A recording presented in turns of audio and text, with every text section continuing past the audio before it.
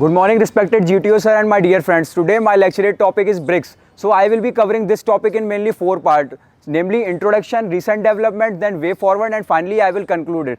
So coming to the introduction, BRICS, as the name suggests, it is a international organization which consists of 5 nations. First is Brazil, second is Russia, third is India, and fourth one is China, and finally last member is South Africa. So BRICS was founded at its headquarters in China as well as in the late 1980s.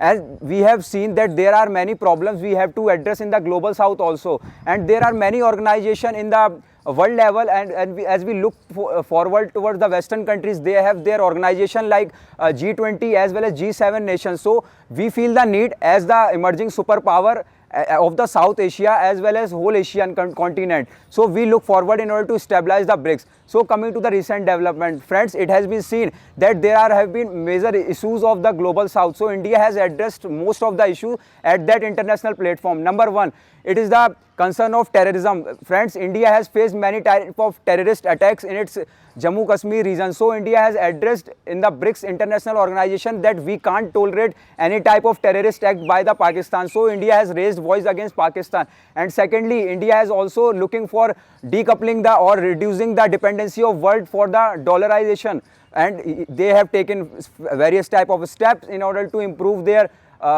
steps in order to increase the trade in many type of local currencies. And also India has given an example while importing the crude oil from Russia in the local currency of rupees. Also we have seen that after the taking of the crude oil, India has also addressed the issues of climate change in that international organization. Recently, our Prime Minister has visited in the BRICS international organization in South Africa, where he totally clarified that we can't tolerate any type of terrorist attack from the China, from the Pakistan, as well as the coercion from the China. So in way forward, I would like to say that there are many issues to be settled down, and we as a major emerging leader of the global south should easily address these type of issues. Either it will be the clean energy issue, or we have to reduce the dependency on China. India has also regularly raised its voice about the coercion and increasing the policies of China at the border level.